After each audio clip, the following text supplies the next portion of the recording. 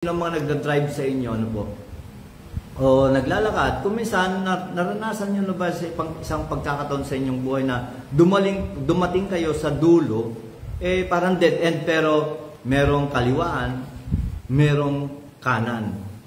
At siyempre, ikaw ay magdidesisyon ngayon kung saan ka pupunta, kung saan ka tutungo.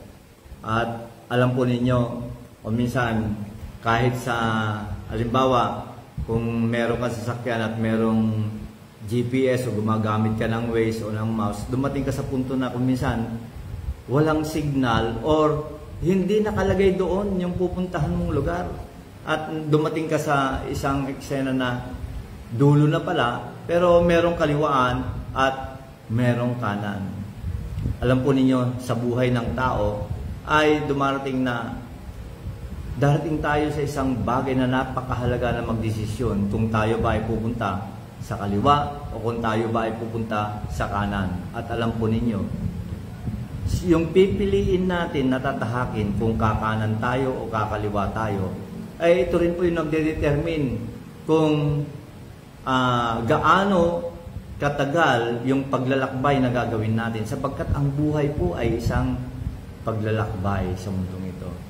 Ngayon, kahit ikaw ay naglalakbay, pagdating ng ganitong punto, yung desisyon mo kung kakaliwa ka o kakanan ka, nandun kung gaano katagal, yun ang magdedetermina kung gaano katagal ang iyong paglalakbay. At hindi lamang yun, kung mararating mo ba yung nais mong puntahan. Ayan, na lugar. Ayan. Pero ano pa man, ay hindi natin alam, mamimili pa rin tayo. Ayan, mamimili pa rin tayo. Ngayon, nais kong basahin sa inyo ang nakasulat sa salita ng Diyos, sa mga awit. Praise God. Tignan po natin ito sandali.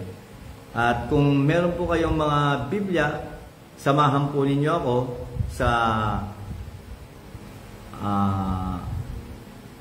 mga awit sa okay, tignan natin sandali. Sandali lamang po, medyo nagkakagulo lang ang aking, ayan. Sa Psalm chapter 1, sa mga awit. Ayan. Iba po yung, kung minsan kasi yung ibang mga Biblia, yung awit ay yung mga awit ni Solomon, pero meron din sa Biblia na yung salitang mga awit ay yung mga psalm o yung mga salmo. Ang gamit ng iba ay salmo. Pero puntahan po natin sa Psalm chapter 1. Umpisahan po natin sa verse 1. Ang sabi ng salita ng Diyos dito, kung babasahin ko po muna sa inyo, sa Tagalog, yung isang salin ng Tagalog.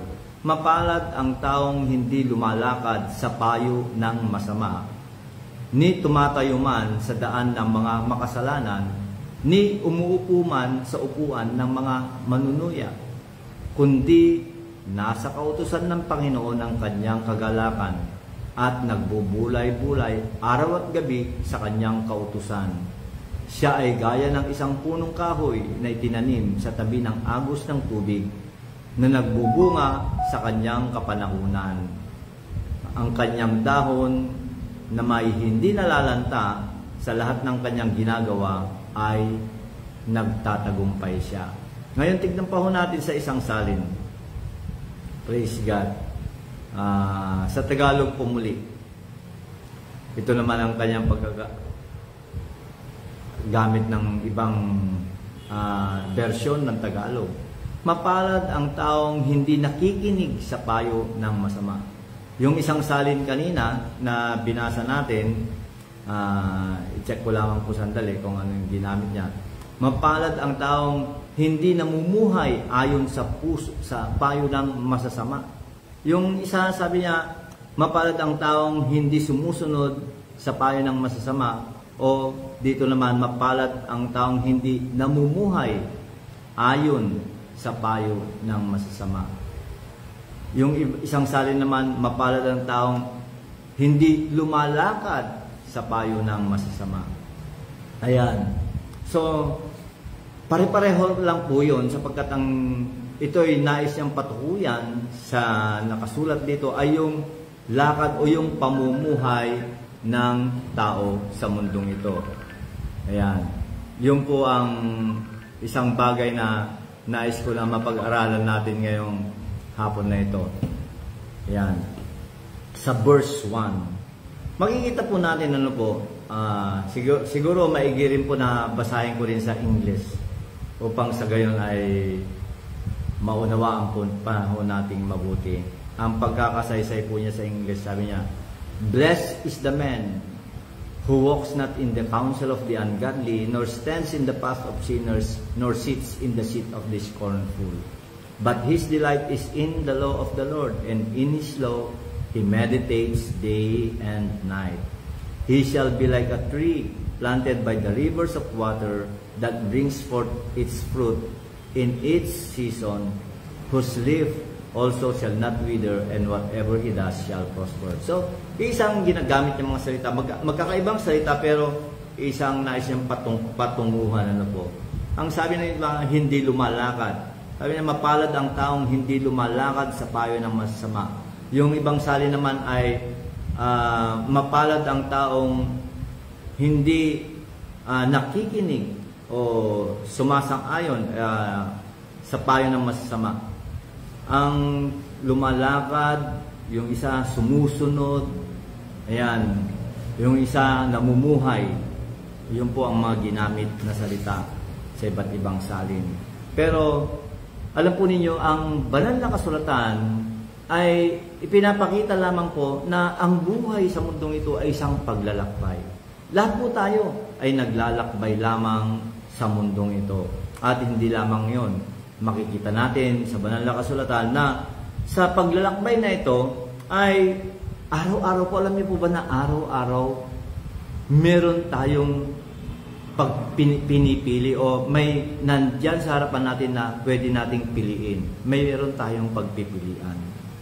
Ayan. Yan po ang araw-araw na pamumuhay natin habang tayo ay nasa mundong ito. Araw-araw, meron tayong pagpipilian kung ano ang landas, kung ano ang daan na ating tatahakin habang tayo ay naglalakbay sa buhay. Kahit po sa trabaho, kahit sa negosyo, kahit sa pagpapamilya, kahit sa pagrerelasyon, sa lahat ng bagay, naharap po tayo araw-araw ng desisyon kung ano ang tatahakin natin, kung ano ang pipiliin natin. Pero ang tanong, sa ganyan, pagdating ng bagay na yan, pagising natin sa umaga, meron lagi tayong pagpipilian sa buhay.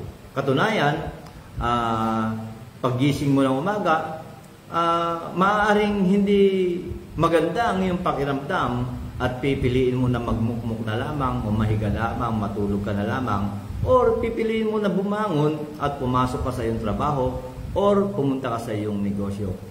Or gawin mo yung iba pang mga bagay na dapat mong gawin. So, paggising mo pa lang sa umaga, magdidesisyon ka na kaagad kung ano ang gagawin mo sa buhay na ito. Kaya nga napakahalaga, di po ba, na kung minsan tayo'y nagplaplano po tayo kung ano yung gagawin natin araw-araw. Yes, mabuti po ang magplano. Ang sinasabi ng iba, hindi natin alam kung anong dating kinabukasan. Pero napakahalaga pa rin po na tayo po ay nagplaplano kung ano ang dapat natin gawin. Upang sa gayon, paggising natin sa umaga, manalangin tayo sa Panginoon, magpasalamat tayo at hingin natin sa banal na Espiritu kung ano ang nais ng Diyos na gawin natin ngayong araw na ito. At mag-uumpisa na naman tayo sa ating paglalakbay sa buhay. So magdidesisyon po tayo. Ang tanong susundin ba natin? Ayan. O tatalima ba tayo sa instruksyon o yung ibinibigay ng Diyos, yung itinuturo ng Diyos sa atin na dapat natin gawin ngayong araw na ito? Di po ba? Or pakinggan natin kung ano yung sinasabi ng mundo na dapat natin gawin sa araw na ito. Alam po ninyo, meron tayong gagawing desisyon araw-araw. Merong desisyon na maka-Diyos at meron ding desisyon na makamundo. Ayan. Araw-araw po, nariyan tayo. Ayan. At napakarami pong halimbawa na pwede nating isa-isay dyan. At araw-araw po kasi nakikita natin kung ano ang takbuhin ng mundong ito. Hindi po ba? Kahit sa trabaho, kahit sa negosyo, kahit sa pagpunta mo sa mga opisina, ahensya ng mga gobyerno, nasa atin lagi kung ano ang pipiliin natin na pakikitungo o pagdidesisyon sa buhay na ito. So, makikita po natin at tandaan po natin, laging dalawa lamang ang pagpipilian natin at isa lang ang dapat nating piliin. Katulad ng sinabi ko kanina, pag napunta po tayo sa dulo at merong kaliwa o meron sa kanan, isa lang ang pipiliin po natin. At of course, kung titignan po natin, yung isa ay daan ng buhay, of course yung isa ay daan ng kamatayan. Sabi nga natin, basta yung pinili natin, tandaan po natin, magdidesisyon tayo araw-araw. Dito nakasalalay ang ating kinabukasan. Yung desisyon po natin. Of course, sasabihin na ba, hindi, sa Diyos nakasalalay ang ating kinabukasan. Totoo po yan. Kaya nga napakahalaga na araw-araw lumapit tayo sa Diyos, hingin natin ang kanyang patnubay, hingin natin ang patnubay ng banal na Espiritu ng Diyos upang sa gayon, sa gagawin nating desisyon, ay yung sinasabi ng Diyos sa atin. Nasa atin na po yun, sapagkat ang tao po, kahit anong ibinibigay na mabuting pamamaraan ng Diyos, nasa atin pa rin kung pipiliin natin yung pamamaraan ng Diyos o yung pamamaraan ng mundong ito. Araw-araw po yan, gagawa tayo ng desisyon. Ayan po. Maraming bagay po na iniaalok ang mundong ito. Ngunit nasa atin po kung pipiliin natin ang alok ng mundong ito o kung yung inaalok ng Panginoong Diyos. Kaya nga kahit ang mga Israelita, sinabihan ni Moses isang araw, kung titignan ko lamang po sandali, ang nakasulat po sa Deuteronomio 30 verse 15, sabi niya, manili ka ngayon, buhay o kamatayan, pagpapala, kasaganaan, o kamatayan. Alam po ninyo, kung pagpipiliin po tayo, hindi po ba? Anong pipiliin mo? Kasaganaan o kamatayan, yung blessing or kasaganaan o yung sumpa, blessing or cursing, di ba? Ano ba yung pipiliin mo? Sabi niya, blessing or yung mga sumpa o yung buhay o kamatayan. Pero tayo, siyempre, ang lagi nating sinasabi, obvious naman, Pastor. Ano pa nga ba pipili mo? Pag pinapili ka, kung mabuti o masama, pagpapala o sumpa, ang pipiliin mo yung mabuti at ang pipiliin mo yung pagpapala o kasaganaan. Hindi mo pipiliin ang kamatayan at hindi mo pipiliin ang sumpa. Napakadali pong sabihin. Pero maraming tao, mas madalas po, ang mas pinipili nila ay yung sumpa o yung kamatayan kaysa sa ipinapayo ng ating Panginoong Diyos na mabuti at pagpapala. Bakit ko nasabi yan? Ay naku po, sa mundong ito ngayon, sa batas trapiko na lang, meron tayong pagkakataon lagi. Ayan, napagkat tayo nagkaroon ng violation. At inaprehend po tayo, yung bang hinuli tayo ng traffic enforcer. Kung minsan nararanasan po natin, kung minsan dumarating, hindi po ba? Naranasan nyo na ba na ikaw ay aalukin? Ayan, na magbigay ka na lang ng ganitong halaga para hindi ka na niya tutuluyang hulihin. Di po ba? Ayun po ay araw-araw na nangyayari, nakikita natin sa kalye. Meron kang pagpipilian lagi. Pwedeng sabihin mo, para hindi na ako makabala, para hindi na ako maistorbo, ay magbigay na lang ako. Ayan. Yun ang dahilan ng marami, hindi po ba? Yun namang iba ay, hindi, susunod na lang ako sa batas trapiko, magmumulta na lamang ako. Pero alam po ninyo, nandun na ang pagpipilian. Merong mabuti, merong masama, pero gumagawa ng dahilan ng tao na yung gagawin niyang hakbang kahit masama ay pinipilit niya, yun ang mas mabuting paraan.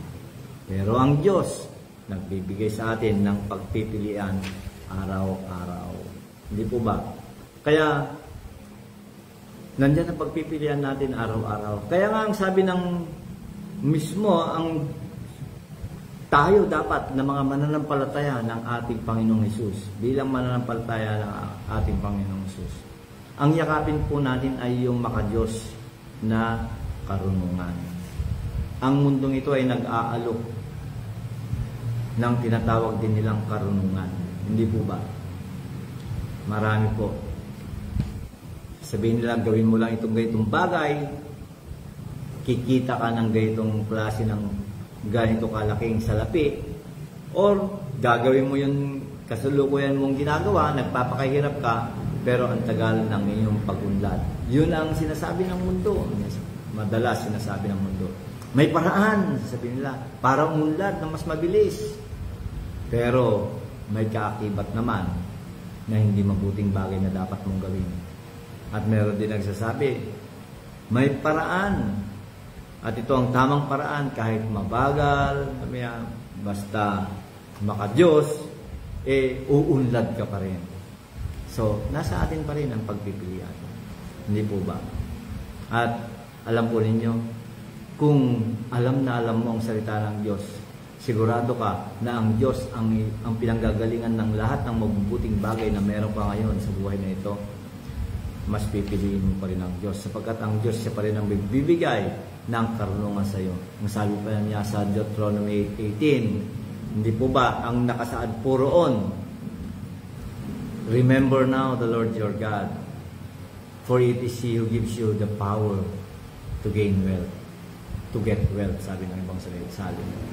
Sa Tagalog, ang pagkakasalin po niya, alalahanin mo ang Panginoon na iyong Diyos, sapagkat siya ang nagbibigay sa iyo ng kapangyarihan upang ikaw ay yumaman, upang tuparin niya ang ipinangako niya sa ating mga ninuno ng kapanahunan. Diba?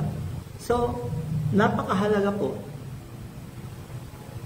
na piliin natin ang tama. Kaya nga, kung babalikan po natin yung awit, yung Psalm chapter 1, ito yung awit na kung saan ay nakapaloob dito yung karunungan. Ito yung ang sabi nga ng iba na nag-aaral ng salita ng Diyos, ito yung awit na kung saan pinapakita, yung awit na nagpapakita ng karunungan. Ayan. Tingnan natin, ano po?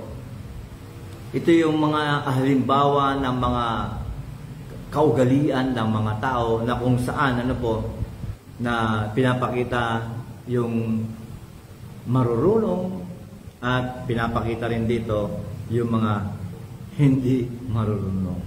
Pero balikan po natin, praise God, at may pagkakataon po tayo na makapag-aral ng salita ng Diyos. Sa Tagalog, balikan po muna natin. Sabi niya rito, mapalad ang taong hindi nakikinig sa payo ng masama. Ayan. Ang ibang salin, ulit-ulitin ko po, ang sabi ng ibang salin, mapalad ang taong hindi namumuhay ayon sa payo ng masama. Blessed is the man who walks not in the counsel of the ungodly. Yung ginamit po kasi rito, yung walk na salita. Sa English, yung ginamit po rito yung life, yung pamumuhay. Kaya sabi niya rito, mapalad ang taong hindi namumuhay ayon sa payo ng masasama. Sino na po ang taong mapalad? yung tao na lumalakad o namumuhay na hindi sumusunod sa payo ng masama o sumusunod sa mali nilang halimbawa. Yung salitang sumusunod ay ito rin yung salita na ang pagkakasaysay niya o ang pagkakasalin niya ay ito po. Sumusunod. Okay, tignan lamang po natin sandali. Ang ginamit kasi sa isang salita, ni tumatayo man sa daan ng mga makasalanan. Alam mo, yung pag tumayo, sabi niya, sa salita po natin. Di ba kung minsan yung tatayuan natin o paninindigan natin, yan, ang isang bagay, yun yung commitment po natin sa buhay nito. Na kung minsan, kailangan tayuan natin ang katotohanan. Dapat lagi nating tayuan, kako sana. Dapat natin laging tayuan ang katotohanan. Pero minsan may mga pagkakataon, maraming tao sa mundong ito, maraming pagkakataon sa mundong ito, na tatayuan ng mga tao kahit mali ang isang bagay. Yan. Hindi po ba? Sapagkat sasabihin lang naman ng tao, ito yung mas mabilis upang tayo ay umunlad sa buhay. Mas maganda ang bagay na ito at tatayuan ko, ipaglalaban ko ang bagay na ito. At marami pong napahamak dahil sa mga ganyang desisyon sa buhay o dahil sa mga prinsipyo na yon. At sabi pa nga niya, mapalad daw ang tao na hindi umuupo sa upuan ng mga manunuya. Yung mga, sabihin ba sa atin, masyado ka namang religyoso, masyado ka namang makatiyos. Ayan. Kung minsan, kalimutan natin sandali yun. Yun ang sinasabi ng mundong ito. Pero, ang tunay na mapalad ay yung tao na hindi lumalakad sa payo ng masama, hindi tumatayo sa daan ng mga makasalanan at hindi umuupo sa mga upuan ng mga mangungutya. Madali lamang pong tatandaan. Hindi lumalakad sa payo ng masasama. Diba? Minsan, ang buhay na ito, maraming tayong naririnig na pamamaraan upang mas mabilis ang ating pagunlad. Pero hindi po ganoon ang sinasabi ng salita ng Diyos. Kaya nga napakahalaga na magkaroon po tayo ng karunungan ngayong mga panahon na to. Mismo ang Panginoong Diyos na nagsabi sa kanyang salita sa Ephesians chapter 5 verse 15 na gusto ko pong puntahan natin sandali bago po tayo magtapos. Napakabilis lamang po kasi ng oras. Ephesians 5:15. Okay. Ang bilis ng oras. Pero babasahin ko lamang po ito sandali para sa inyo. Mahalaga po na maging marunong na tayo ngayong araw ito. Kaya sabi po niya rito, kaya mag-ingat kayo, Ephesians 5:15. Sabi po niya, kaya mag-ingat kayo kung paano kayo na mamuhay.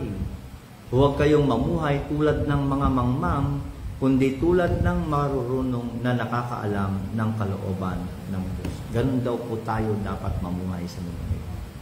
Ulitin ko po, sa buhay na ito, lagi tayong binibigyan ng pagkakataon para pumili.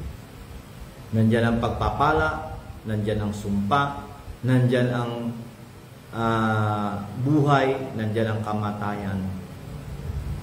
Mamili po tayo at huwag tayong palilin lang sa alin po, sa kaisipan, sa pangunawa o sa karunungan na inaalok ng mundo ito. Piliin natin ang inaalok na karunungan na nagmumula sa Diyos. Tandaan po natin, mahal na mahal po tayo ng Diyos. Ayaw niya na mapahamak ang ating mga buhay.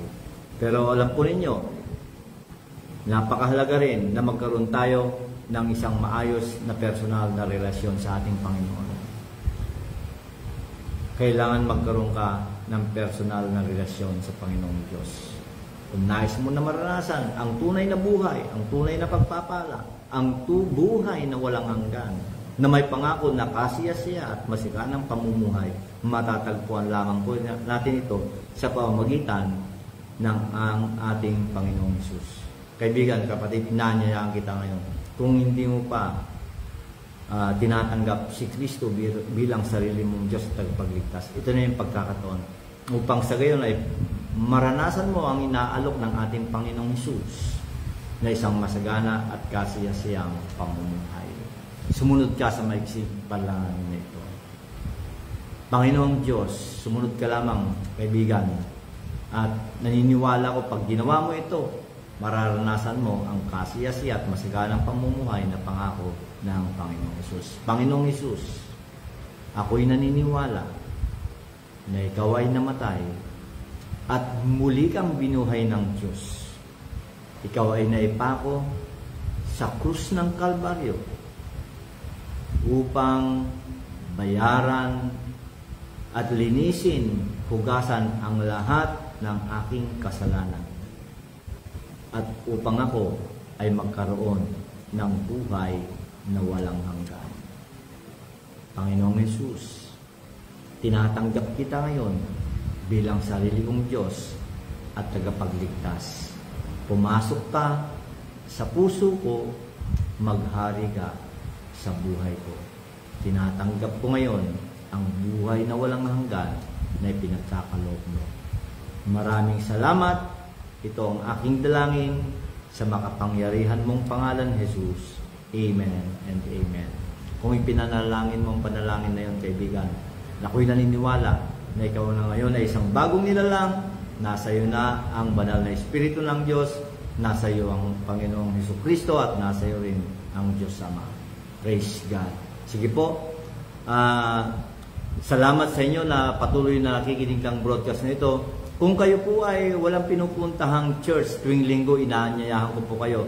Kami po ay merong face-to-face na service sa Fisher Mall, dito po sa Quezon City, sa Cinema 3, tuwing linggo, alas 10 po ng umaga. Ulitin ko po, Fisher Mall, Cinema 3, 10 o'clock a.m. ng umaga, every Sunday, dito sa Quezon City. Ang Fisher Mall po ay nasa Quezon Avenue, corner Roosevelt Avenue. Praise God. Sige po, nais ko po kayong ipanalangin bago tayo magtapos. Panginoon, maraming pong salamat sa iyong salita ng aming narinig. Ang dalangin ko po, O Diyos, ay patuloy na may tanim ito sa aming mga puso. Lumago po ito hanggang sa magbunga at anihin namin ito, Panginoon. Salamat, Panginoon, sa iyong dakilang pagmamahal sa bawat isa sa amin. Gabayan mo kami sa pamamagitan ng iyong banal na Espiritu. At salamat, hindi mo kami iniiwan, hindi mo kami pinapabayaan.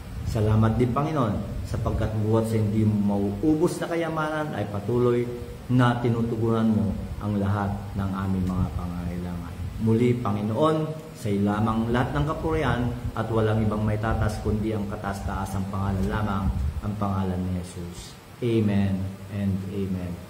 Maraming salamat po sa inyo. Praise God. Bye-bye po.